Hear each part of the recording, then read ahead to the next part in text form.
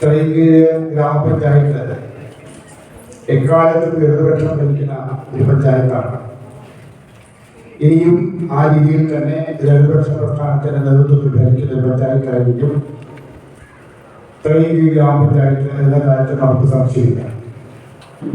പക്ഷേ കൂടുതൽ ശക്തിയോടുകൂടി, കൂടുതൽ പ്രാമുഖ്യത്തോടുകൂടി നമ്മൾ ഈ തെരഞ്ഞെടുപ്പ് കഴിയുമ്പോൾ ഈ പഞ്ചായത്തിലെ ഭരണം നിലനിർത്തണം.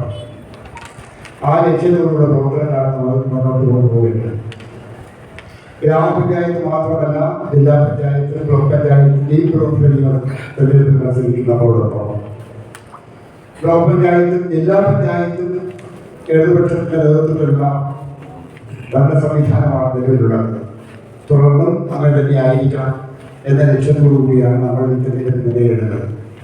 തീർച്ചയായും അത് സാക്ഷാത്കരിക്കാൻ കഴിയുന്ന വിധത്തിലുള്ള പ്രവർത്തനങ്ങൾക്ക് തുടക്കം കുറിക്കുകയാണ് നമ്മുടെ സ്ഥാനാർത്ഥികൾക്ക് തീരുമാനിച്ചു എന്ന് തുടങ്ങി.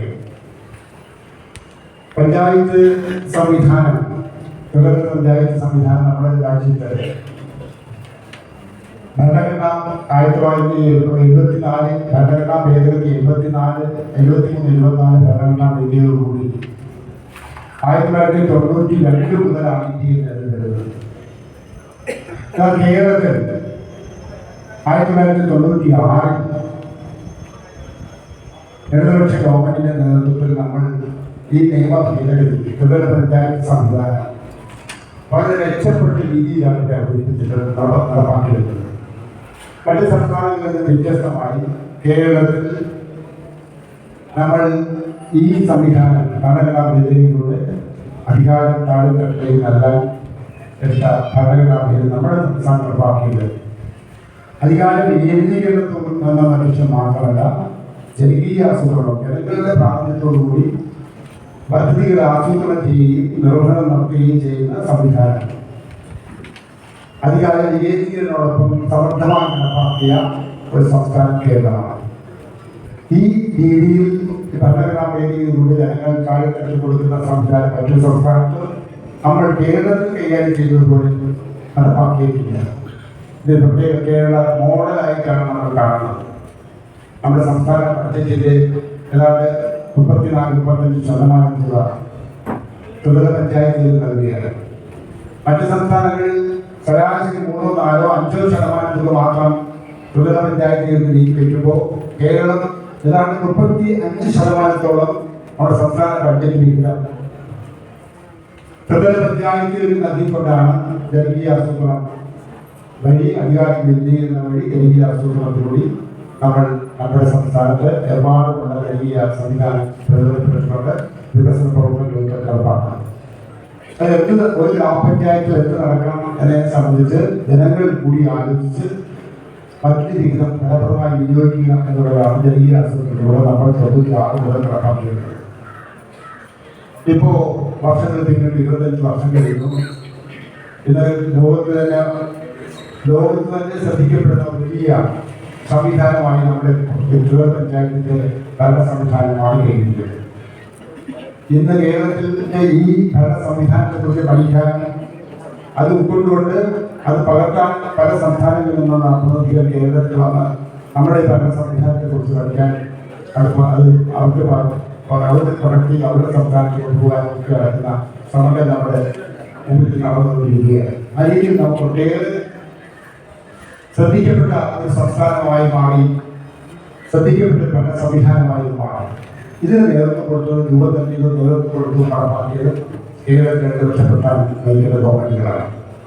ഇടതുപക്ഷ ഗവൺമെന്റാണ് നടപ്പാക്കുന്നത്. ഇന്ന് അത് വൻപിച്ച രീതിയിലുള്ള മാറ്റങ്ങൾക്ക് വിധേയമായി, ആവശ്യമായ മാറ്റങ്ങൾക്ക് ഭേദമായി മാറ്റങ്ങൾക്ക് വിധേയമാക്കിക്കൊണ്ട് മെച്ചപ്പെട്ട നിലവാരത്തിൽ കൊണ്ടുവരാൻ ശ്രമിക്കുന്നത് ഇടതുപക്ഷ ഗവൺമെന്റ് അധികാരത്തിൽ വരുമ്പോഴാണ്. ഇടതുപക്ഷ ഗവൺമെന്റ് അധികാരത്തിൽ അല്ലാത്ത വരുന്ന സന്ദർഭങ്ങളിലൊക്കെ ഇതിന്റെ ബഡ്ജറ്റ് വിഹിതം കുറയ്ക്കുകയും കൂടുതൽ ഫണ്ട് ഡിപ്പാർട്ട്മെന്റിൽ കേന്ദ്രീകരിച്ച് നടപ്പാക്കുകയും ചെയ്യുന്ന നടപടികൾ അവിടെ സ്വീകരിച്ചിട്ടുണ്ട്. അതായത് എതിരായി എപ്പോഴും നമ്മൾ അധികാരം കഴിപ്പിടൊക്കെ ഈ പറഞ്ഞ 34-40% വരെ അവരെ ഡിപ്പാർട്ട്മെന്റിൽ നീക്കിവെക്കുന്നതിനുള്ള ത്രിതല പഞ്ചായത്ത് വഴി നടപ്പാക്കുന്ന ഒരു സംവിധാനമാണ് ഇതുള്ളത്. അപ്പോൾ ഇത് ജനാധിപത്യ സംവിധാനം വളരെ ഫലപ്രദമായി പ്രയോജനപ്പെടുത്തിക്കൊണ്ട് ജനങ്ങളെ കൂടി ഉൾക്കൊള്ളിച്ചുകൊണ്ട് അവർക്ക് ആവശ്യമായിട്ടുള്ള വികസന പ്രവർത്തനങ്ങൾ നടപ്പാക്കുക എന്ന ലക്ഷ്യത്തോട് നടപ്പാക്കുന്ന ഒരു ഭരണ സംവിധാനത്തെ സൃഷ്ടിക്കാൻ വേണ്ടിയിട്ടാണ് നമ്മൾ ഈ തെരഞ്ഞെടുപ്പ് നടത്തുന്നത്. ജനാധിപത്യ സംവിധാനത്തിലുള്ള പുതിയ ഭരണ സംവിധാനത്തെ തെരഞ്ഞെടുക്കാൻ നമ്മൾ പോകുന്നു. അപ്പോൾ ആ രീതിയിൽ ഈ തെരഞ്ഞെടുപ്പ് എന്ന് പറയുന്ന ഒരു ജനകീയ ജനാധിപത്യ സംവിധാനം സൃഷ്ടിക്കുന്നതിന് വേണ്ടി ഉത്സവമായിട്ട് വേണം നമ്മൾ ഇതിനെ കാണാൻ. വലിയ ആവേശത്തോടുകൂടിയായിരിക്കും നമ്മൾ ഇതിനെ സമീപിക്കുന്നത്. പക്ഷേ മറ്റു ലോകത്തെ ഒന്നുമില്ലാത്ത ഒരു വലിയ സംവിധാനം നമ്മുടെ രാജ്യത്ത് മറ്റ് സംസ്ഥാനങ്ങളില്ലാത്ത വലിയൊരു സംവിധാനം, കേരളത്തിൽ മാത്രം പ്രവർത്തിക്കുന്ന ഒരു സംവിധാനത്തെ കൂടുതൽ മെച്ചപ്പെടുത്താൻ കരുത്തുള്ള ജനപ്രതിനിധികളെ തെരഞ്ഞെടുക്കുന്നതിനുള്ള ഒരു പ്രക്രിയയാണ് നമ്മുടെ ഈ തെരഞ്ഞെടുപ്പ് എന്ന് നാം കാണുന്നത്. സാധാരണ പോലെ എന്നാൽ 19,000-ഓളം ജനപ്രതിനിധികൾ നമ്മൾ ഈ തെരഞ്ഞെടുപ്പിലൂടെ ഈ നടക്കാൻ പോകുന്ന തദ്ദേശ സ്വയംഭരണ വകുപ്പിലൂടെ തെരഞ്ഞെടുക്കപ്പെടുന്നു. ഗ്രാമപഞ്ചായത്ത്, ബ്ലോക്ക് പഞ്ചായത്ത്, ജില്ലാ പഞ്ചായത്ത് ഒക്കെയായി വലിയൊരു സംഖ്യ 19,000-ഓളം ജനപ്രതിനിധികൾ തെരഞ്ഞെടുക്കില്ല. ഇത് വലിയൊരു ഉത്സവമാണ് വാസ്തവം. നമ്മൾ ഈ പറയുന്നത് ജനാധിപത്യ ഉത്സവം. ജനാധിപത്യത്തിന് ഏറ്റവും ഔന്നിച്ചു നിൽക്കുന്ന ഒരു സംവിധാനത്തെ നമ്മൾ മാറ്റിവെക്കുകയാണ് ഈ പ്രക്രിയയിലൂടെ. ആ രീതിയിൽ ഈ തെരഞ്ഞെടുപ്പിനെ നമ്മൾ വിലയിരുത്തണം. ഇത് നമ്മൾ സൃഷ്ടിച്ച സംവിധാനമാണ്. ഓരോ 5 വർഷം കഴിയുമ്പോഴും ഇത് പുനർജീവിച്ച് കൂടുതൽ മെച്ചപ്പെട്ടുകൊണ്ടാണ് ഈ സംവിധാനത്തിൽ നമ്മൾ മുന്നോട്ട് നയിക്കുന്നത്. അത് നേതൃത്വം കൊടുക്കുന്ന ഇടതുപക്ഷ പ്രവർത്തകരാണ്. ഇതിന്റെ ശക്തിയിലും ഇതിന്റെ വളർച്ചയിലും ഇതിന്റെ നടത്തിപ്പിലൊക്കെ ധാരാളം മാറ്റങ്ങൾ കൊണ്ടുവന്ന് നല്ല രീതിയിൽ കൊണ്ടുപോകാൻ ശ്രമിച്ചു പോയിട്ടുള്ളത്. അതുകൊണ്ട് തീർച്ചയായും ഇടതുപക്ഷ പ്രസ്ഥാനത്തിന്റെ സാന്നിധ്യങ്ങളായി തന്നെ ഈ ജനപ്രതിനിധികൾ കടന്നു വരണം. ഈ പഞ്ചായത്ത് സംവിധാനം മെച്ചപ്പെട്ട രീതിയിലേക്ക് കൊണ്ടുപോകാൻ ഈ തെരഞ്ഞെടുപ്പിൽ നമുക്ക് സാധ്യമാകണം. അതായിരിക്കണം ഈ തെരഞ്ഞെടുപ്പിലൂടെ നമ്മൾ ലക്ഷ്യമാക്കുന്നത്. മാന്യപ്രേക്ഷകർക്ക് പ്രശ്നങ്ങൾ പറഞ്ഞാൽ യൂട്യൂബ് ചാനലിലേക്ക് സ്വാഗതം. ഒരുപാട് കാര്യങ്ങൾ സൂചിപ്പിക്കാറുണ്ട്. ഇന്ന് നടക്കാൻ പോകുന്ന തെരഞ്ഞെടുപ്പിന്റെ പിന്നിൽ രാഷ്ട്രീയമുണ്ട്. നമ്മൾ നേരിടുന്ന ഒരുപാട് രാഷ്ട്രീയ പ്രതിസന്ധികളുണ്ട്. രാജ്യം നേരിടുന്ന പ്രതിസന്ധികളുണ്ട്. ബീഹാറിൽ നടന്ന തെരഞ്ഞെടുപ്പ്, ആ തെരഞ്ഞെടുപ്പുമായി ബന്ധപ്പെട്ട് ഇത് നമ്മളേക്കാണ് ഒരു ആശങ്കയുണ്ട്.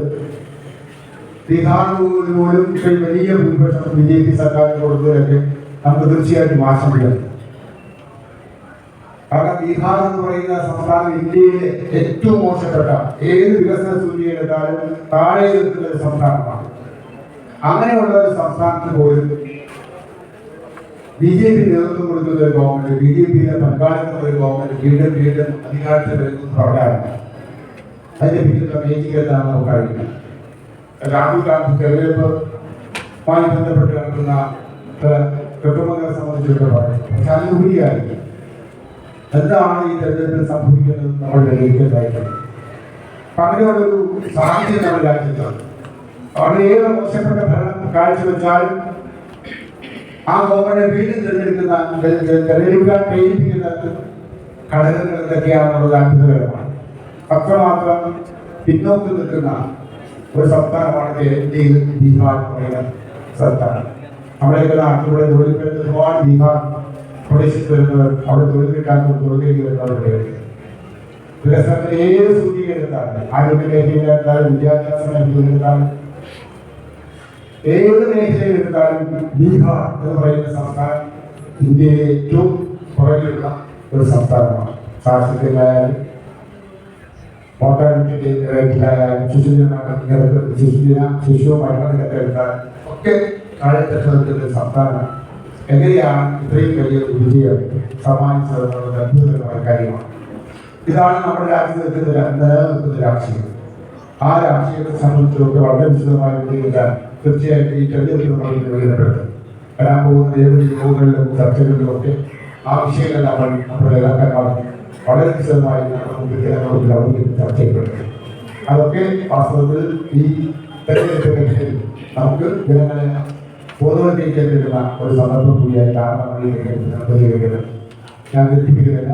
ഇവിടെ ഞാൻ സംസാരിക്കുക ഇവിടെ നമ്മുടെ ഇടതുപക്ഷ സാഹിത്യങ്ങളായി മത്സരിക്കുന്ന എല്ലാ സ്ഥാനാർത്ഥികളെയും വർദ്ധിച്ച ഭൂരിപക്ഷത്തോടുകൂടി വിജയിപ്പിക്കണം. ഒറ്റക്കെട്ടായി LDF എന്ന് പറയുന്ന ചാറ്റുകളെല്ലാം ഒറ്റക്കെട്ടായി അണിനിരത്തി അവർക്ക് ആവശ്യമായിട്ടുള്ള എല്ലാ സൗകര്യങ്ങളും അവർ സജ്ജീകരിച്ചു കൊടുത്ത് അവർ വലിയ വിജയം സമ്മാനിക്കുന്നതിനുള്ള പ്രവർത്തനങ്ങളുമായിട്ട് ഞങ്ങളെല്ലാം മുന്നോട്ട് പോകാൻ കൂടി സൂചിപ്പിച്ചുകൊണ്ട് ഞാൻ ഈ സമ്മേളനം ഔപചാരികമായി ഉദ്ഘാടനം ചെയ്ത് അറിയിക്കുന്നു.